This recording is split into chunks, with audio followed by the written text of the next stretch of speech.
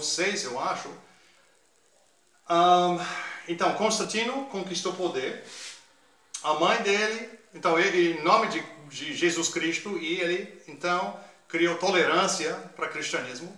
E a mãe dele converteu, depois de pouco tempo, para o cristianismo. E, então, se dedicou para uma viagem para as terras sagradas,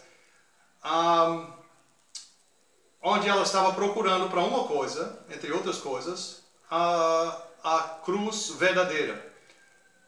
E então a história tem uma história interessante de como a procura dela envolveu derrubando um templo pagão que estava construído lá no, como se fala em português, Calgário.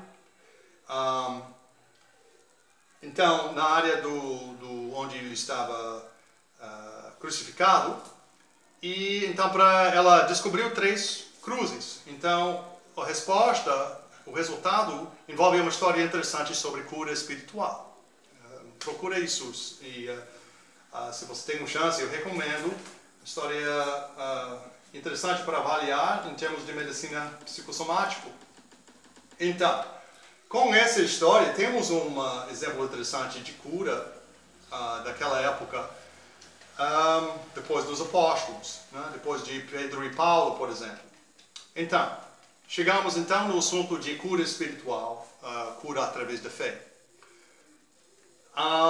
Então, cura através da fé tem um papel interessante, né? Em sociedade moderna, científica. Meus estudos e meu diploma em antropologia biológica, eu não estava prestando atenção a curas através de fé para muito tempo, mas eu estava prestando atenção muito à prática espiritual. Então, em conversação agora popular e moderna, sabemos que tem muitas acusações de fraude, talvez muitos casos de fraude, ou algumas causas, acontecimentos de fraude por televangelistas nos Estados Unidos, por exemplo. Mas, enfim, entendendo medicina psicossomática, isso é uma falácia para considerar isso como o padrão, né? Baseado numa perspectiva de medicina psicossomática, sabemos que cura através de oração está justificado até cientificamente. Mas, de qualquer forma, isso é ciência para observar o que está acontecendo, quais são os fenômenos acontecendo.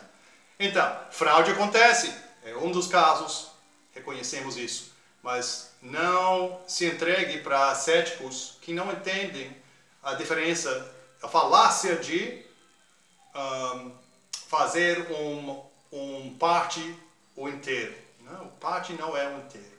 O inteiro tem diversidade, isso inclui as correspondências à medicina psicossomática. Então, temos um exemplo, por exemplo, de psicossomático, que é o caso de Sr. Wright.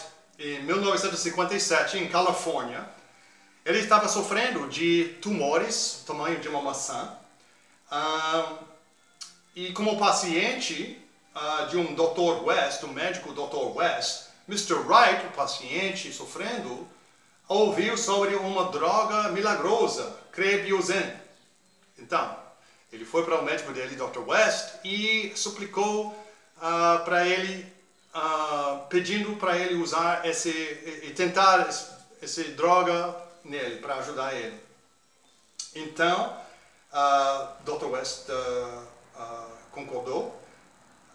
Numa sexta-feira, tem um artigo que dá os detalhes, e em segunda-feira, Dr. West achou Mr. Wright, Sr. Wright, acordado, levantado, andando e rindo.